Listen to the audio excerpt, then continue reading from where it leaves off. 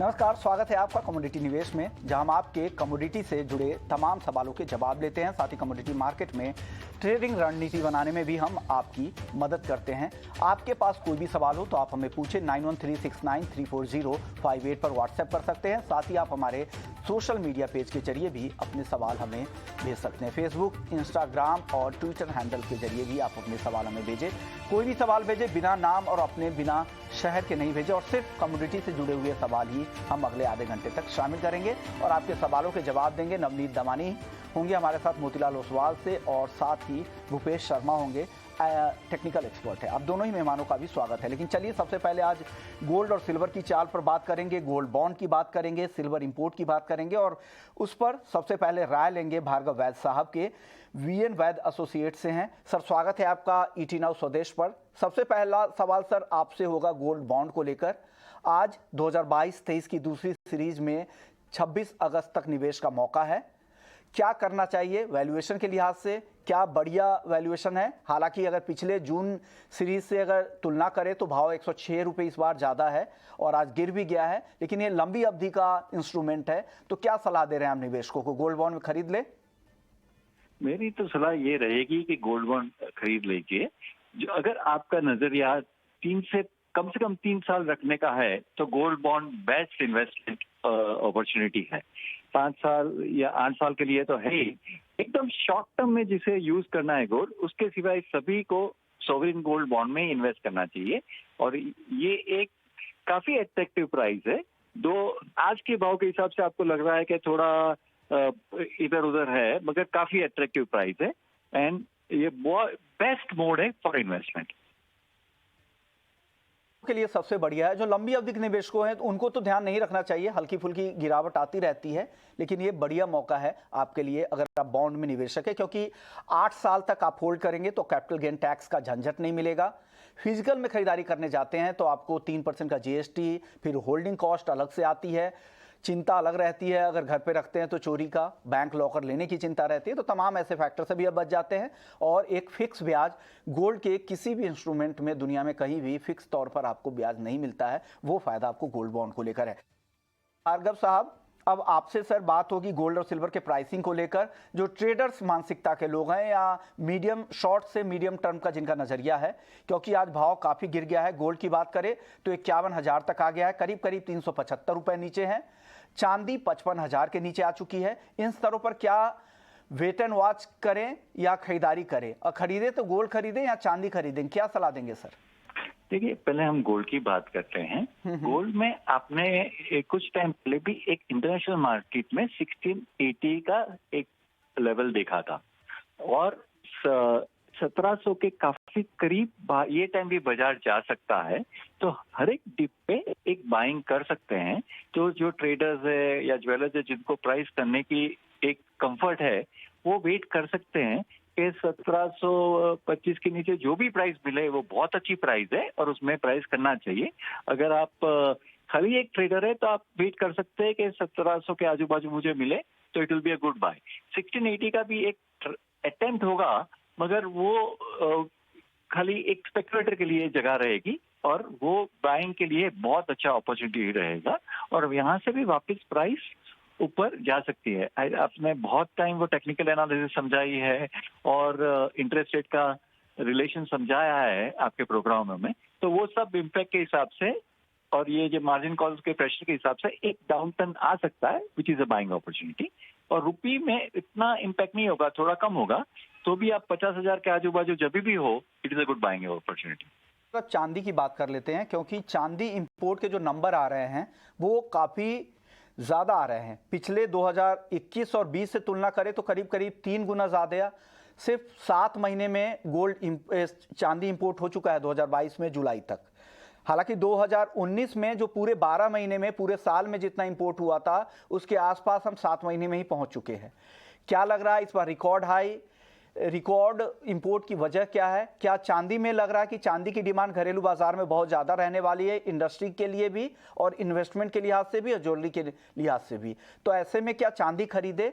क्योंकि gold silver ratio भी 90 के ऊपर है, ये भी इंडिकेट कर रहे हैं कि चांदी के वैल्यूएशन सस्ते हैं। आप क्या निवेशकों को सलाह दे रहे हैं चांदी में?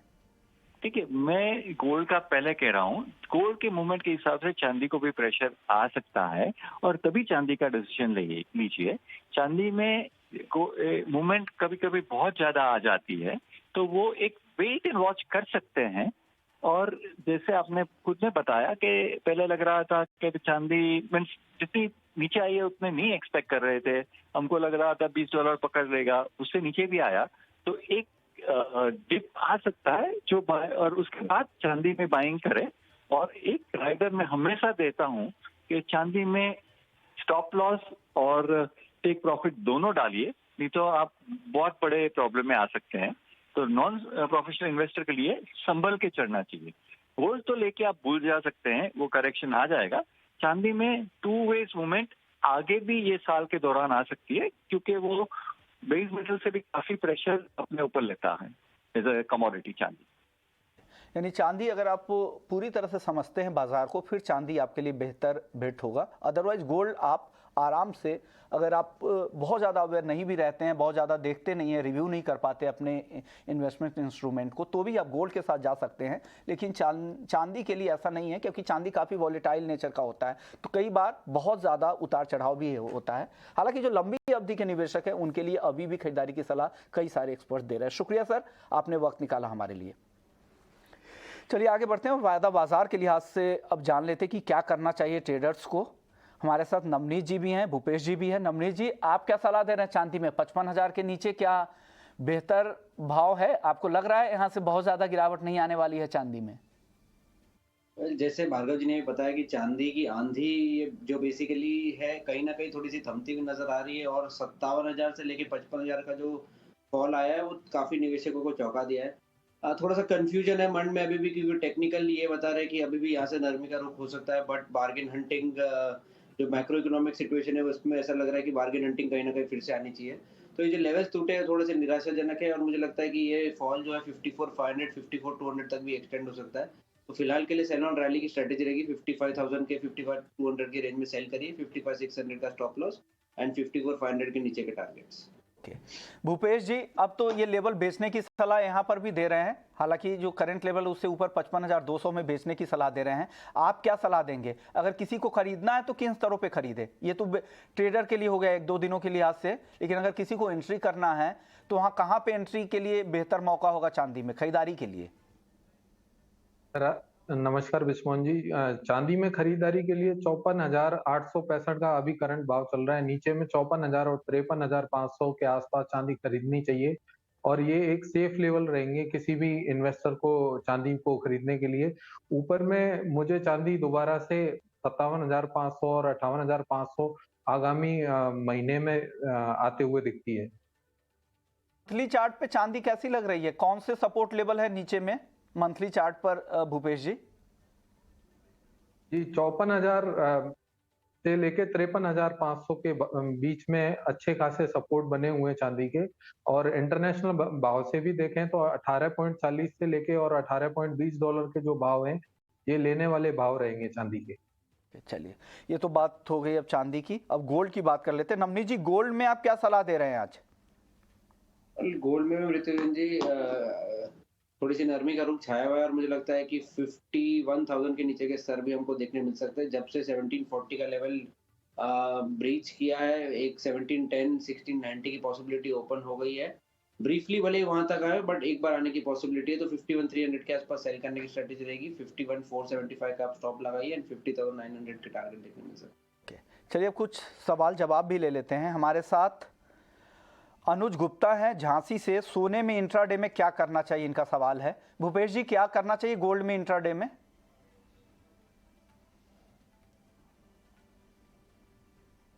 काफी कमजोरी दिखा रहा है। नीचे में गोल्ड 50,850 से लेके 50,650 रुपए तक के भाव मुझे आसानी से आते हुए समझ आते हैं। ओके, चलिए अगले दर्शक है जमील भाटी हैं चूरू राजस्थान से। क्रूड और नेचुरल गैस दोनों में आज क्या करना चाहिए, इनका सवाल है।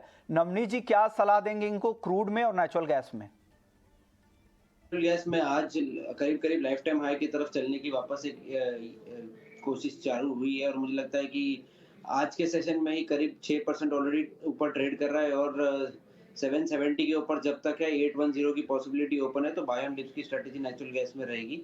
साथ ही साथ क्रूड में देखा जाए तो क्रूड में भी निचले लेवल से अच्छी सपोर्ट लेके बाइंग आई है, और अगले 1-2 दिन कुछ खास डेटा नहीं है, तो मुझे लगता है तब तक के लिए क्रूड में गेन्स वापस देखने मिल सकते हैं, और 91-91.5 डॉलर तक वापस इंटरनेशनली जा सकता है। डोमेस्टिक टर्म में 7190 7200 के आसपास बाय किया जाए, 7120 का स्टॉप रहेगा एंड 7325 के टारगेट देखने मिल सकते हैं। नेचुरल गैस का क्या टारगेट सर आपने बताया? मुझे लगता है 800-810 के स्तर हमको नेचुरल गैस में देखने मिल सकते हैं, जो कि अगले 1-2 दिनों में पूरे हो सकते हैं। करंट भाव से भी यहाँ से 3 से 4% की गेन्स है। अगले दर्शक है इसके बंसल हैं ग्वालियर से। एल्युमिनियम में क्या करना चाहिए? आज हालांकि सभी मेटल में गिरावट दिख रही है, भूपेश जी क्या करे एल्युमिनियम में यहाँ से? जी, एल्युमिनियम का ट्रेंड अभी नेगेटिव बना हुआ है। नीचे में, ऊपर में इसमें बिकवाली करके ही काम करना चाहिए। नीचे में 208 रुपए से 207 रुपए के भाव आसानी से देखे जा सकते हैं। ओके, अगले दर्शक हमारे साथ क्रिश हैं दिल्ली से, रेगुलर कॉलर है। कॉपर पर जानना चाह रहे हैं कि क्या करना चाहिए। कॉपर पर क्या सलाह देंगे नवनीत जी आप? कॉपर में भी अगर देखा जाए तो विष्णुमोहन जी की कॉपर में 2-3 दिनों से पॉजिटिविटी अटेम्प्ट हो रही है, बट टिक नहीं पा रहा है। बट मुझे लगता है आज के सेशन में एक अच्छे लेवल से सपोर्ट लेकिन थोड़ा सा बाउंस देखने मिल रहा है। 668 के आसपास मेरी स्ट्रेटेजी रहेगी बाय करने की। 665 का आप स्टॉप लगाइए एंड 673 675 के टारगेट देखने मिल सकते हैं। ओके, चलिए अब अगले दर्शक का सवाल ले लेते हैं। मंटू सोनी है नबी नगर से। नेचुरल गैस में 720 के स्ट्राइक की पुट इन्होंने 18 रुपए पे ले रखा है, अब क्या करना चाहिए? क्या करें भूपेश जी? 720 स्ट्राइक की काफी नीचे की है, 780 के आसपास पहुंच चुका है एमसीएक्स पर नेचुरल गैस, क्या करें? जी बिल्कुल, अभी इनको इस पुट से एग्जिट होना चाहिए, क्योंकि ये प्रीमियम डिके होकर एंड ऑफ द मंथ में वैसे भी जीरो होने वाला है। इस वजह से इनको अभी करंट भाव में इनको एग्जिट मारना चाहिए इस पोजीशन से। और ऊपर में इनको, क्योंकि अभी थोड़ी देर पहले देखा जाए तो नेचुरल गैस में एक अच्छा खासा ब्रेकआउट देखने को मिला है। मुझे उम्मीद है कि नेचुरल गैस अभी 760 का भाव आसानी से ब्रेक नहीं करेगी। ऊपर में जैसे कि हमारे सहयोगी नवनीत जी ने भी बताया कि 800-810 के भाव बहुत आसानी से देखने को मिल सकते हैं। यही मेरा विचार रहेगा। सर आप इनको क्या सलाह देंगे? नेचुरल गैस में ये फंस गए बेचारे, अब 9 रुपए पे आ गया है। 6 लॉट है इनके पास, 18 रुपए के प्रीमियम पे इन्होंने खरीदारी की थी 6 लॉट नेचुरल गैस की 720 के स्ट्राइक में, और अभी 9 रुपए के भी नीचे 8 रुपया 70 पैसे दिखा रहा है। क्या करना चाहिए? निकल जाए क्या नुकसान में? मुझे लगता है कि निकल जाना ज्यादा बेहतर विकल्प रहेगा, क्योंकि मुझे नहीं लगता 760 के नीचे या 755 के नीचे प्राइसेस टिकेंगे। तो ये ऑटोमेटिकली अगले 2-3 दिनों में जब एक्सपायरी पूरी प्रोबेबिलिटी है कि ये प्रीमियम जीरो हो जाएगा, तो यहाँ से निकल लीजिए। जो भी प्रीमियम मिल रहा है उसको एनकैश कर लीजिए। ओके, टाइम वैल्यू भी आपकी डिके हो रही है, 24 अगस्त की एक्सपायरी है ऑप्शंस की, तो ऐसे में आपको लगता नहीं है। और जो 760 है वो लग रहा है कि रॉक बॉटम सपोर्ट अभी फिलहाल दिख रहा है मौजूदा लेवल पे, अगर कोई बड़ी खबर नहीं है तब तक, ऐसा भूपेश जी को लग रहा है। तो ऐसे में आपसे निकलने के लिए, क्योंकि वक्त भी कम है आपके पास, तो ऐसे भी ये आपको नुकसान ही होगा यहाँ से, तो नुकसान बचाइए और निकलने की सलाह दी जा रही है। चलिए अब वापस से लौटते हैं एग्री मार्केट की तरफ, और हमारे साथ जीपी शर्मा साहब हैं, प्रेसिडेंट है स्काईमेट से। सर स्वागत है आपका ईटी नाउ स्वदेश पर। सर मॉनसून को लेकर सबसे पहला सवाल आपसे होगा कि देश में बहुत अलग अलग हिस्से में अलग अलग तरह से बारिश हो रही है। अगर साउथ में देखें या फिर इधर राजस्थान, गुजरात, महाराष्ट्र में देखें काफ़ी अच्छी बारिश हुई है।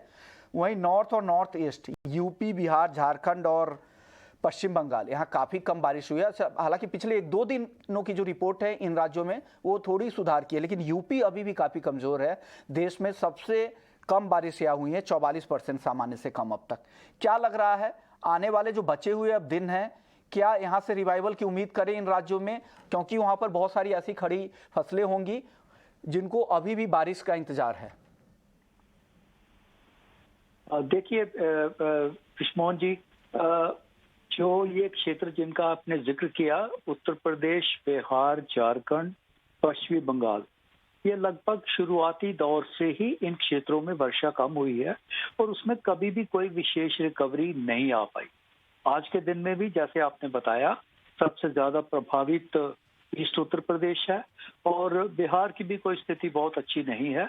उसमें भी जो फसलों को नुकसान हुआ है, मेरे ख्याल में तो अभी एक ऐसी स्टेज आ गई है, क्योंकि हम अगस्त के अंत में पहुंचने वाले हैं, तो अभी कुछ वर्षा अगर होती भी है तो उससे कुछ मेरे ख्याल में तो कुछ लाभ होने वाला नहीं है ज्यादा। हालांकि अगले कुछ दिनों की बात करें तो कोई भी विशेष सुधार नहीं होगा। हाँ, एक सप्ताह की बात करें तो उसके बाद इन क्षेत्रों में पश्चिमी बंगाल समेत इवन बिहार में भी कुछ हल्की फुल्की स्कैटर्ड रेन्स जरूर हो सकती हैं, लेकिन उससे जो कमी है उसमें कोई विशेष भरपाई नहीं हो पाएगी। देश के मध्यवर्ती भाग जो है, उड़ीसा से लेके उड़ीसा, छत्तीसगढ़ और विशेषकर मध्य प्रदेश, गुजरात और राजस्थान के ऐसे क्षेत्रों में अच्छी वर्षा हुई है और वर्षा अभी हो भी रही है। विशेषकर मध्य प्रदेश की बात करें तो वहां तो बाढ़ जैसी स्थिति बनी हुई है। पिछले 24 घंटों में भी बहुत भारी वर्षा हुई है और आज के दिन में भी मैं कहूँगा वहां भारी वर्षा होगी लगभग सभी भागों में और विशेषकर मध्यवर्ती और पश्चिमी भागों में। इसके साथ ही साथ ये भारी बारिश का सिलसिला थोड़ा आगे शिफ्ट हो जाएगा और राजस्थान में एक बार फिर से दक्षिणी राजस्थान में भारी वर्षा की उम्मीद कर सकते हैं। गुजरात में भारी वर्षा नहीं होगी अभी, लेकिन फिर भी उसके जो उत्तरी भाग है, उत्तर गुजरात, उसके साथ लगे हुए सौराष्ट्र और कच्छ के क्षेत्र, उसमें हम अच्छी वर्षा की उम्मीद कर सकते हैं अगले 2 दिन के बाद उन क्षेत्रों में। जी सर, लेकिन अब खरीफ बुआई को लेकर क्या अब वक्त बचा है क्या, या अब बुआई नहीं हो पाएगी क्योंकि अब अगस्त खत्म होने वाला है? क्योंकि 18 अगस्त तक की जो बुआई के आंकड़े आ रहे हैं वो काफ़ी कमज़ोर हैं। खास करके पैडी बुआई को लेकर सबसे ज़्यादा खराब आंकड़े हैं। करीब करीब 8.5% के आसपास कम बुआई पिछले साल से हुई है और बारिश कम होने की वजह से इस बार यील्ड भी कमज़ोर रहने की आशंका है, जो भी धान बुआई वाले जो एरिया है। तो क्या लग रहा है अब जो बचे हुए अगस्त के हफ्ते 8-10 दिन हैं, क्या इसमें अब बुआई संभव है क्या? मेरे ख्याल में तो अभी जिन क्षेत्रों में वर्षा कम हुई है, जैसे पूर्वी भारत के क्षेत्रों में, उनमें ऐसा संभव नहीं हो पाएगा। इतनी वर्षा नहीं होगी। धान के लिए हमें काफी वर्षा की जरूरत रहती है और जो बुआई है जो अभी हो चुकी है उसलिए वो पर्याप्त वर्षा नहीं हो पाएगी। और सितंबर के महीने की बात करें तो वैसे ही सितंबर में कोई ज्यादा वर्षा नहीं होती है। कोर मानसून मंथ जिसको बोलते हैं वो जुलाई और अगस्त होता है।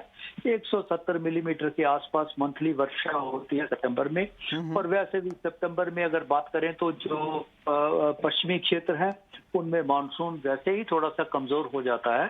जैसे राजस्थान की बात करें और थोड़ी सी उसका विड्रॉवल भी, थोड़ा 10-1 दिन की बात करें सितंबर के बाद से, वहां से विड्रॉवल शुरू हो जाता है। तो मेरे ख्याल में जिन क्षेत्रों में वर्षा की कमी है उसमें धान का जो कोर जो क्षेत्र है, जो उत्तर प्रदेश और बिहार और झारखंड, पश्चिमी बंगाल समेत, उसमें उसकी भरपाई नहीं हो पाएगी और इतनी वर्षा आने वाले दिनों में भी नहीं होगी कि किसान को उनका फायदा हो सके। जी ओके सर, अब बात सितंबर महीने के लिए करते हैं। सितंबर को लेकर आप लोगों का क्या अनुमान है? देखिए, हमारा स्काईमेट का अनुमान था कि सितंबर के महीने में वर्षा कम होनी चाहिए। ओके, उसके कारण है जो ओशनिक कंडीशंस होती हैं, हमने बताया भी था, इंडियन ओशन डाइपोल का जिक्र किया था, तो वो तो नेगेटिव चल रहा है। वो पिछले 2 सप्ताह से तो काफी ज्यादा नेगेटिव है और 1 डिग्री सेंटीग्रेड से ज्यादा तापमान में उसमें कमी है। तो उसके चलते जो सितंबर का महीना है, मैं तो कहूंगा अगस्त के लास्ट के कुछ दिनों से और सितंबर में वर्षा में थोड़ा कमी आएगी।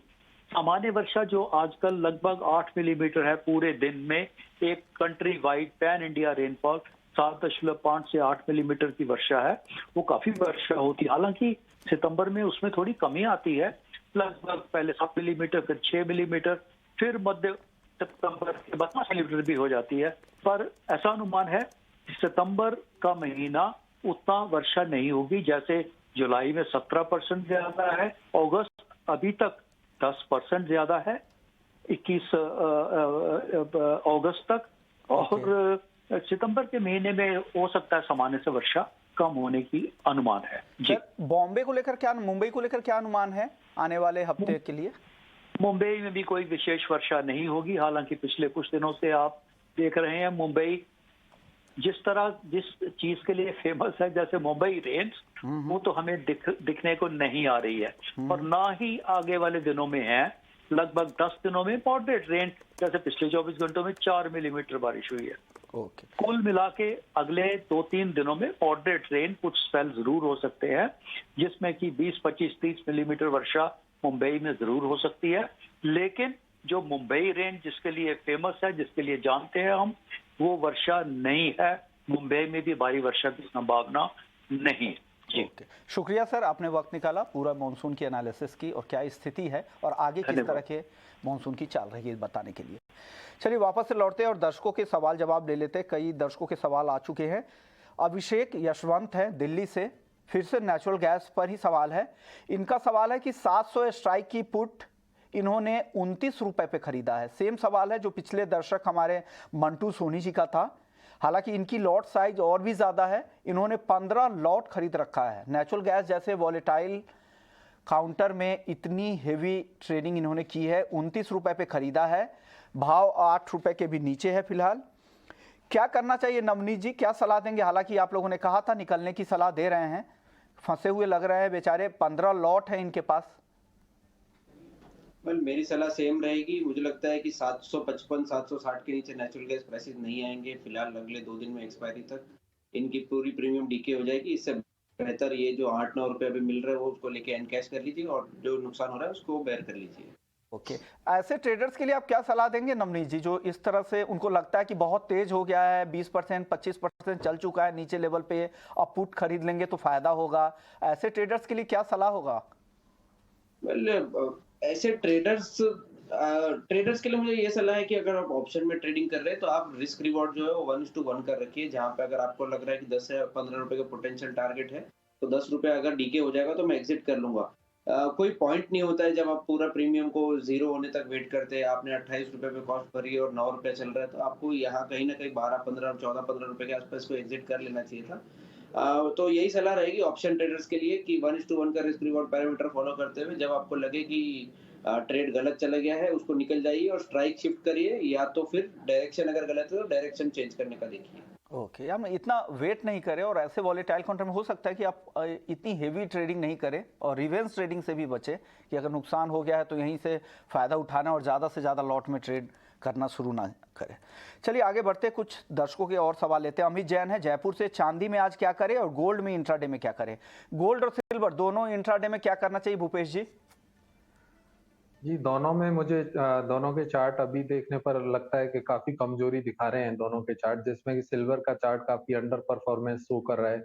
54,890 की करंट भाव पर भी सिल्वर में वीक वाली मुझे समझ आती है। स्टॉप लॉस इसमें 55,500 का स्टॉप लॉस स्टिक फॉलो करें और नीचे में 54,100 से लेके 53,800 तक के टारगेट हमें शाम के सत्र में या कल तक समझ आते हैं। ओके, अगले दर्शक है नरेंद्र जैन है रतलाम से।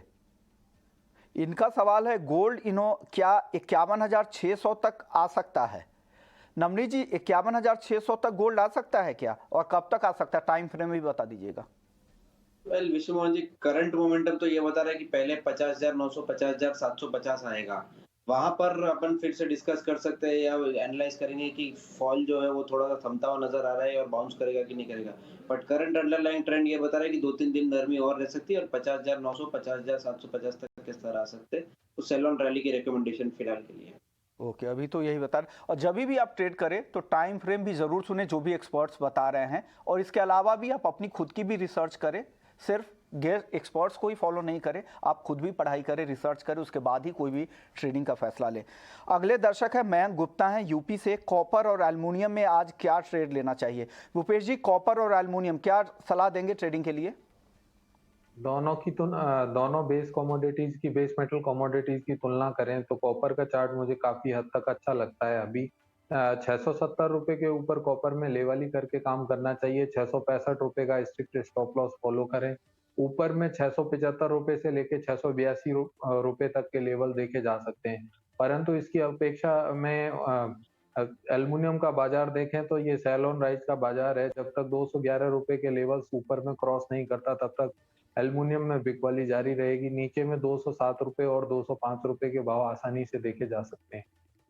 ये व्यू है कॉपर और एल्युमिनियम को लेकर। शुक्रिया भूपेश जी आपका, और नवनीत जी आपका भी। आप लोगों ने ज़्यादा से ज़्यादा दर्शकों के सवालों के जवाब दिए। जो भी सवाल रह गए हैं कल वापस से इसी शो में लेने की कोशिश करेंगे। तो कमोडिटी निवेश को यहीं समेटते, लेकिन आप कहीं मत जाइए। ब्रेक के बाद आपके लिए स्वदेश विशेष होगा। नमस्कार।